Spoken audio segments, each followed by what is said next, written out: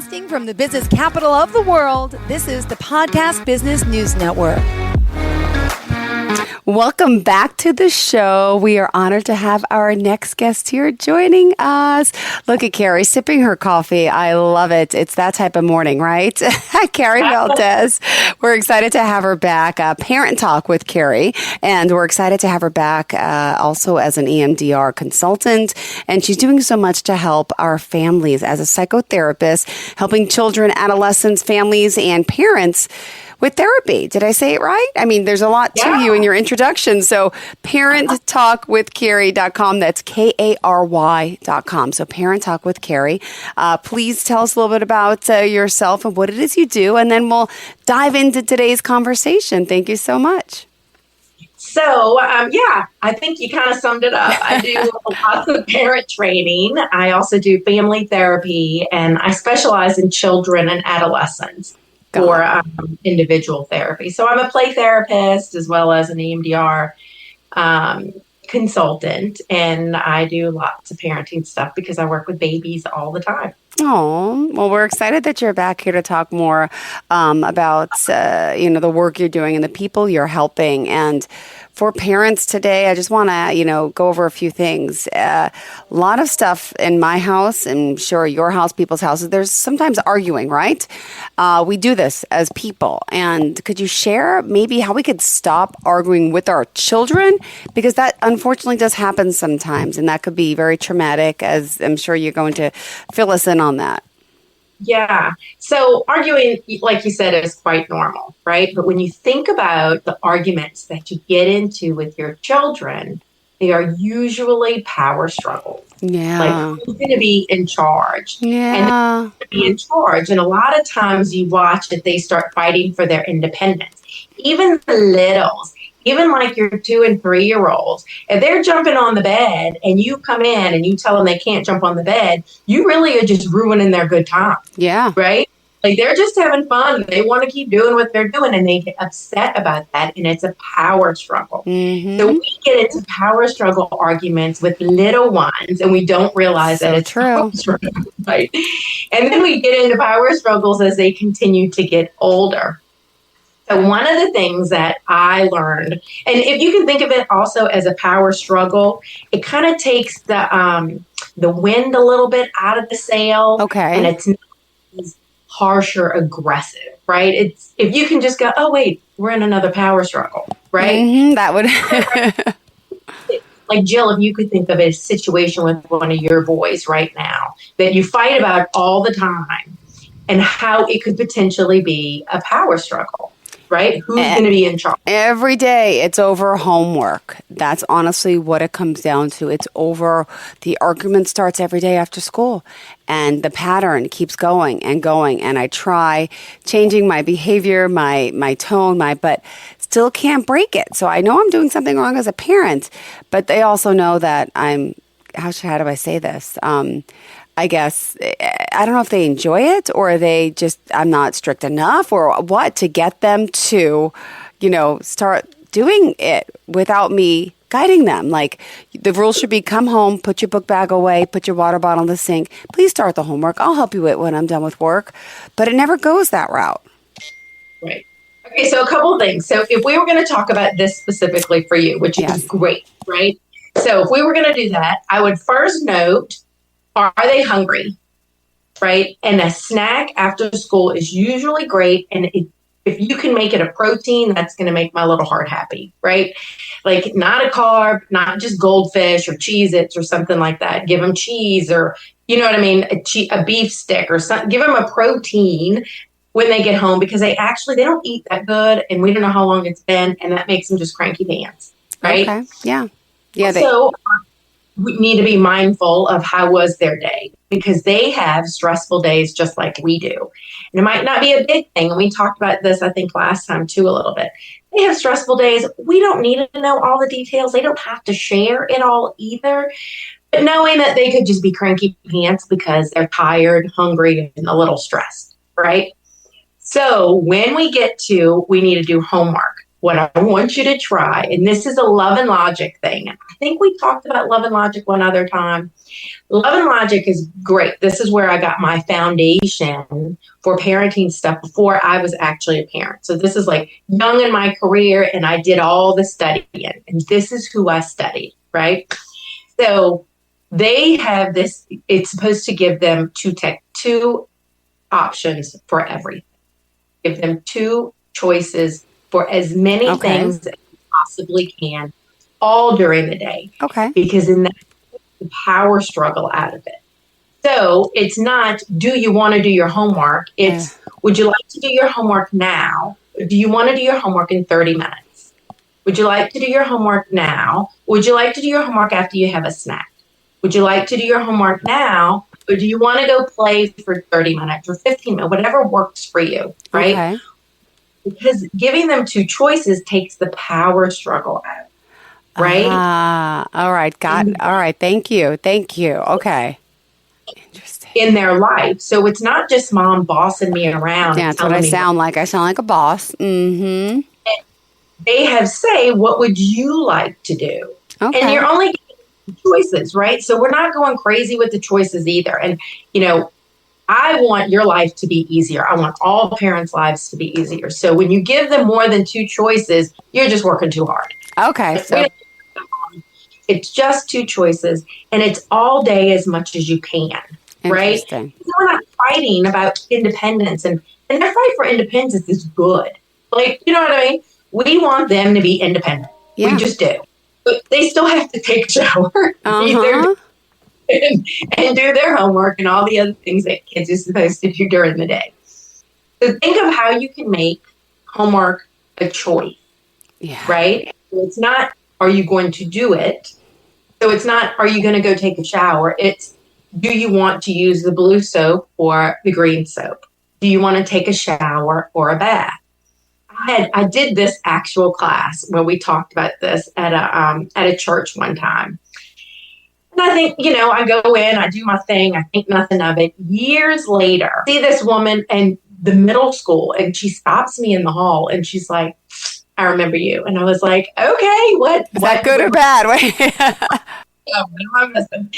And she said that in the class that I taught, this is when he was 5. So now this child is in middle school, right? She said that every night they fought about him taking a shower or bath. And she switched it. All she said, she's like, the only thing I did was I said, do you want to take a bath or a shower? That was all I needed to do. All the fighting stopped. Every night he would get to decide, and he would just go get it done. And I was like, that is great and so easy. So it's like shocking. And I know Jill and most other parents who might be listening to this are like, that is way too easy to do. But when you think about it, and where you got the recognition on your face, Jill, just now, was it takes the power struggle out. It sure does. That's good. See? For independence, and it's doing it wrong. So two other things about this. So only two options, right? We're not working too hard. If they can't decide, because there are some kids out there that just can't make decisions, right? They're just not that kid. They're like, I don't know. And that is the stressor. You've asked them, do you want milk or juice? I don't know. I can't decide. I don't know which one I want. Then you give them the option. Love and Logic says to give them like 10 seconds. You head to the count of 10. And if you can't decide, then I'll decide for you. Now, Love and Logic is full of a lot of patient people, right? I am not that patient of a mom. I'm just not. So mine was always, if you can't decide in 5 seconds, I'm going to decide for you. And my 5 seconds was like, 1, 2, 3, 4, 5, you're getting milk, right? And they don't actually have to like that. They can be upset about it because they didn't want milk, they wanted juice. But then tomorrow, when you ask them to make a choice, they will choose. Good. Right? Mm-hmm. So, and then the other rule about it is if they choose option 3, right? Option 3 was not part of it. So if you say you want milk or juice and they say, I want Gatorade. Well, I get the I want soda. Right. Mm-hmm. And then you can just kind of go, okay, but your choices are milk or juice. And if they can't decide, again, you decide for them of the 2 options given. And if they get upset, that's okay, right? Tomorrow they will choose. Okay. You got it. We good? Two choices. So two choices. All right, good. Two choices. I love it. Well, hopefully it works out that way. It's always a struggle, though. But I love that you as this parent psychotherapist expert can give us the reasoning behind it, because we all get so stressed out, I think, with our kids, and we take it out on them sometimes, and we yell a lot and get angry a lot. But I know there's some issues with anger, right? Mm-hmm. Yeah. What happens when we yell and get mad at kids is we level out the playing field. So there's supposed to be the hierarchy, right? Parents are supposed to be above the children in the hierarchy, right? When we argue with kids, we level out the playing field, which means that we actually go to their age. They don't age up to us, right? We go, so if we're arguing with a 3-year-old, we are 3. If we argue with a 10-year-old, we're 10. We are the ones that go down to them to argue. And what ends up happening, it's so much more than just arguing and yelling, right? It's that we level out the playing field. And now some kids, now we're peers and we're in it together. So I can talk to you like a friend, and you're not their friend. You're their parent, right? We don't ever want to be a friend. Like, don't get me started on that whole, I can go off on a tangent about that for a while. But we are not our children's friends. We are, right? Can we do friend things? Of course. Can we have fun? Of course. But at the end of the day, you need to be mom. You need to be dad. This is how they stay safe. This is about safety and them being able to be held accountable because somebody cares about them, right? So this is why we don't yell, right? Because we argue and yelling, we level out the playing field. But then the other thing that happens is that we are no longer the safe person, because kids are looking around going, this person is not okay. Who's going to be in charge here? Because that's not behavior that would say that they are in charge. You're not. You've lost it. You're yelling. You're upset. You're acting crazy. And the kids are going, I don't know that I can be in charge. This person can't be in charge. And then anxiety goes up in kids, right?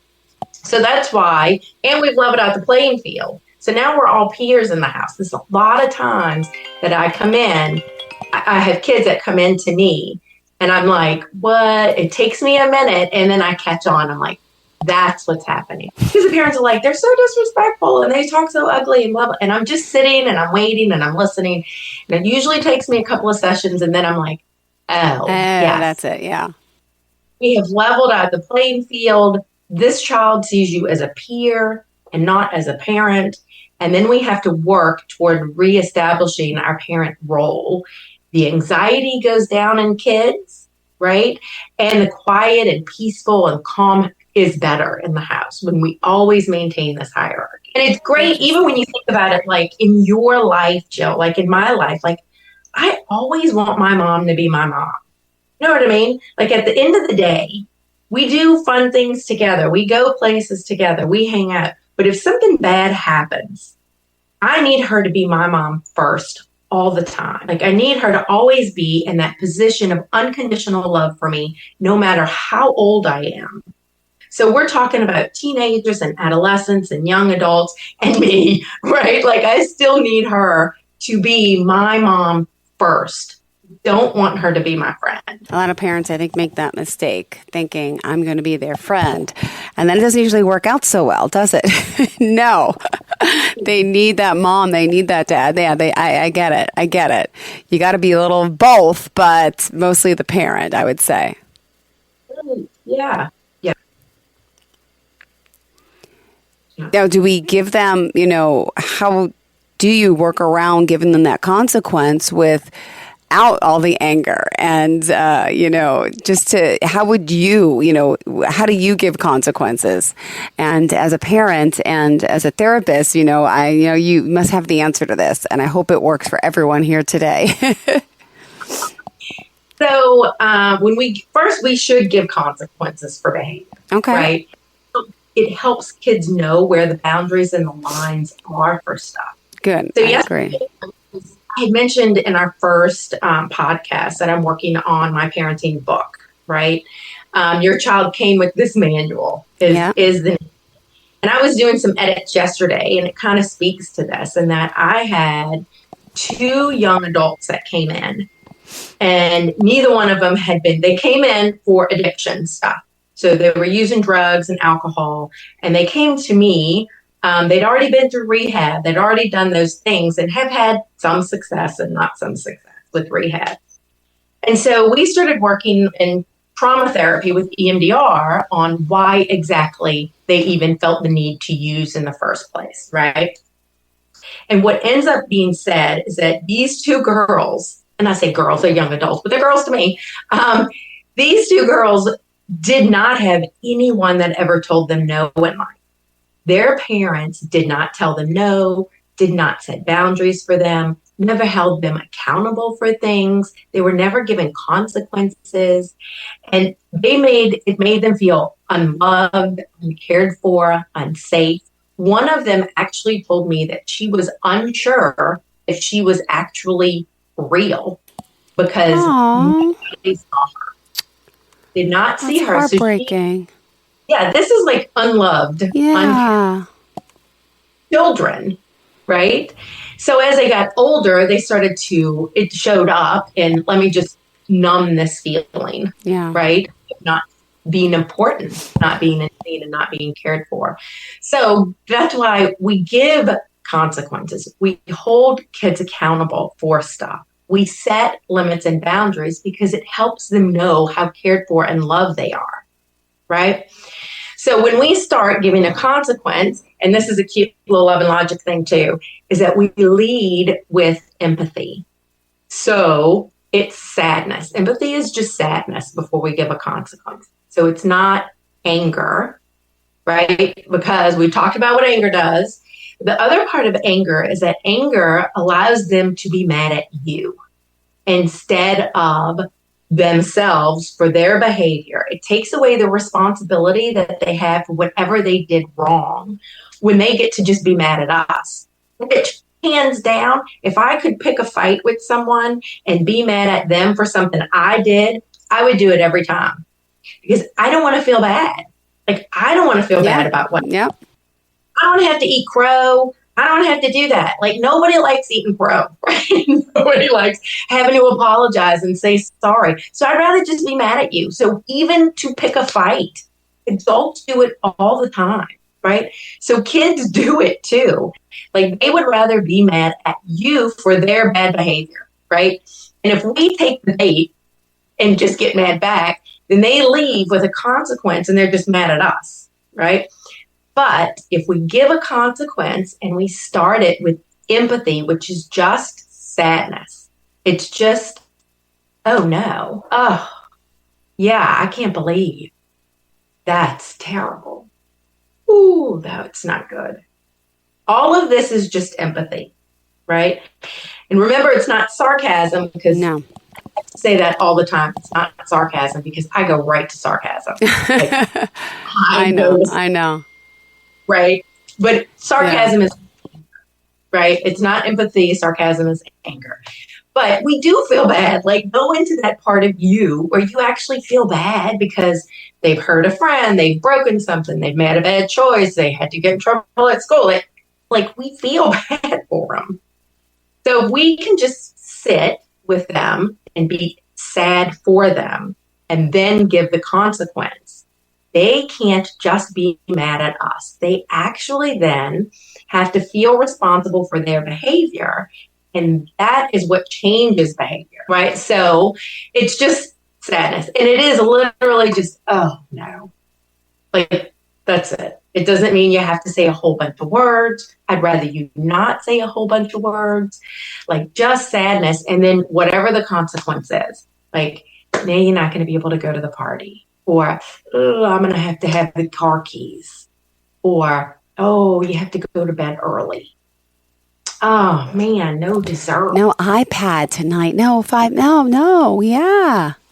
And you just said, like, oh, man, I hate that for you. And they're going to try, right? They're not going to like that. Nobody likes that, right? They're going to try to pick and come at you with fight because they don't want to have to feel bad, and they certainly don't want a consequence, right?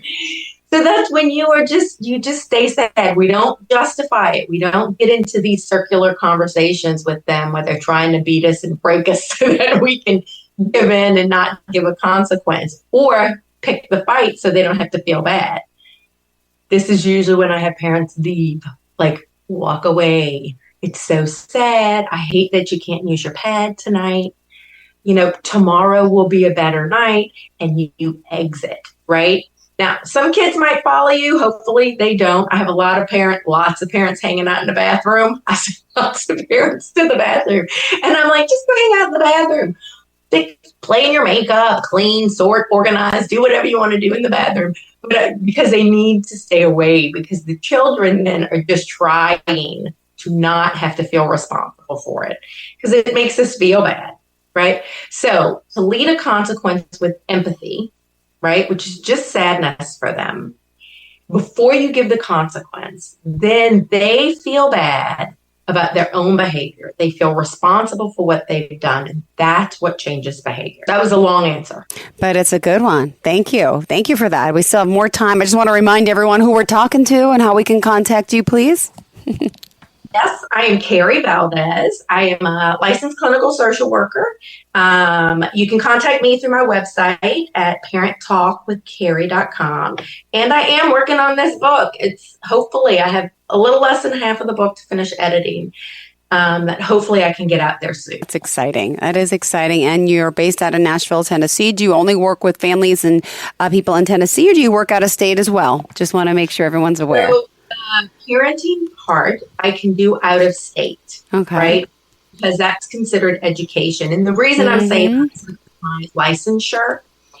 I can't see other kiddos for their out of state. I can't do that on Zoom. If you came to Tennessee, which does happen, people will fly in, and then we can do it, like longer sessions, days in a row kind of thing that we could do. Usually that's for trauma. When parents have brought kids in town, it's specifically for trauma stuff. But the parenting stuff I can do on Zoom with anyone kind of in the world. If they need help, they can just reach out, and we can do it just like you and I are doing today. Beautiful. Thank you so much. And still, we have more time to chat. Always important to praise our kids, to support them. And do you give rewards? Do you, for example, I'll tell you what happened. And I don't know if it's good or bad, but what's your advice on this? My son got a 76 on a test. He's in fourth grade. I was a little disappointed. As a mom, I gave him an incentive to get 100, and I'd give him a Dr. Pepper. He got 100 the next test. Then I told him next time, I said, I'll give you $5. He's gotten out 3 100s. Now he just got $10. So is that good? Is that bribery? Is that bad? I mean, I'm thinking it's working, but is that the right way? It's always working, right? Like your child. But is he going to ask for a car soon? Like, get sick of the $5 and the... He's just amping it up now. So the easiest, it's usually better that we give praise and rewards that don't cost money, right? That's usually the best way to start. And even through adolescence, we can do that. Okay. You know what I mean? A lot of times the best thing is time spent. Time spent with you, especially your boy's age. You're 7 and 9, right? Yep, exactly. It's still at that time spent with mom age. Like, well, let's watch a movie together. Or it can be things, but I want you to try to make it not things that cost money. Yeah. Because it does kind of amp it up. Now, it's a good thing to know about him, though, right? Because make it longer term. Like if you get, and I'm just making this up, so this is not something that you need to do. Okay. Always in your report card, you'll get $20. Yeah. Right. So that's a long term. It's longer, and it is a payoff, but there's a lot of work that needs to happen. So when we give praise, always think about the truth is the truth all the time, right? The truth. So we don't praise kids when it's not true. Okay. When they deserve it. And we don't, now it doesn't mean we need to beat them down with ugly comments. Like he got a 76, it's kind of like, oh, but yeah, that's not that good, huh? We don't try to make it like, oh, that's great, especially if you knew he didn't work hard, right? because clearly he can make good grades because he's doing it now, right? It's about that. If a 76 for a kiddo was good and they worked hard, then a 76 should be like, that was great. You worked so hard for that. And it's focusing more on their hard work. Yeah, right? Ben. And not like a cheerleader, because what ends up happening is we become cheerleaders and the kids don't hear it anymore. Yeah, you're right. Kindergartners are like, I don't even know why she keeps saying I'm the smartest, the most beautiful, the most talented person. I don't hear it. Like it doesn't even go in anymore. Yeah. It's not okay. So that's why it's more like, tell them the truth. Like, first, we all think our kids are precious. Like, of course, they're beautiful. They're amazing. Everyone is unique and amazing. Yes. That's bad that they can take for granted. But like, if they shot a basket and it was an air ball and you say good shot, we have a problem. Yes. Right? The truth is still the truth. So you want to think about how we give praise when it's true. And sometimes when they mess up, sometimes we just are like with them in sadness. Right? Yeah. Yeah, that was a hard one. That's a hard pill to swallow. A 76 is hard, bud. I know. All right, but you got this. Is there anything that I can do to help? Yeah. Right? Ask them. But it's more like, the truth is still the truth, and you get to kind of sit with them in their sadness. Nobody likes getting bad grades. No. No kids do. And even the kids that say, I don't care, they care. They care. They always care because it's like a big red F that's circled on their paper, and it just hits their, they hide their papers, they shove it in their desk, they tear it up. They don't want people to see it, and then they're like, I don't care. They care, right? It makes them feel bad. So we don't need to beat a dead horse and talk about how dumb they are. We're not saying anything ugly to them. But we're there to sit with them in their sadness. All right. Well, let's also, we have just 2 minutes left in the show. How did you want to kind of wrap it up for today about, the things that, we need help with? Because not every parent's an expert. You know that. We know that.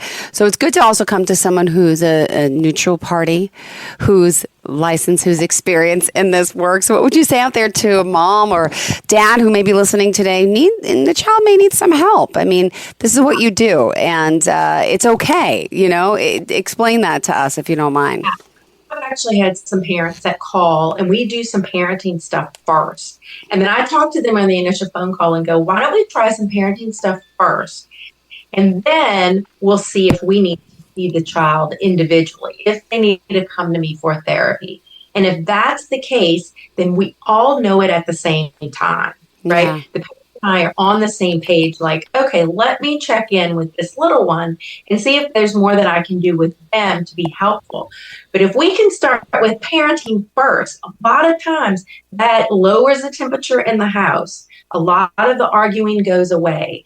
The hierarchy is there. All those things, once they're in place, sometimes the kiddos actually don't need to come to therapy.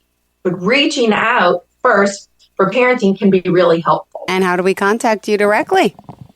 ParentTalkWithKary.com, or you can email me at Kary Valdes, LCSW @gmail.com. And Kary, spelled Kary. Just want to point that out. Yes. All right. Yes. Well, thank you so much. Pleasure having you back, and enjoy your day, and happy Halloween. Go with the trick-or-treaters. I'm sure you'll be seeing a lot today, right?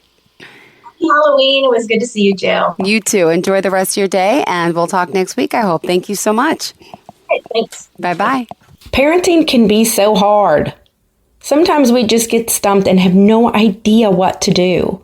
We have no idea what to say or how to respond. Or we don't know what to do with this behavior.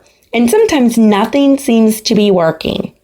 My name is Kary Valdes, and I have been working with children and families for over 25 years. If you are feeling stumped and like your parenting skills aren't working, please reach out to me at ParentTalkWithKary.com.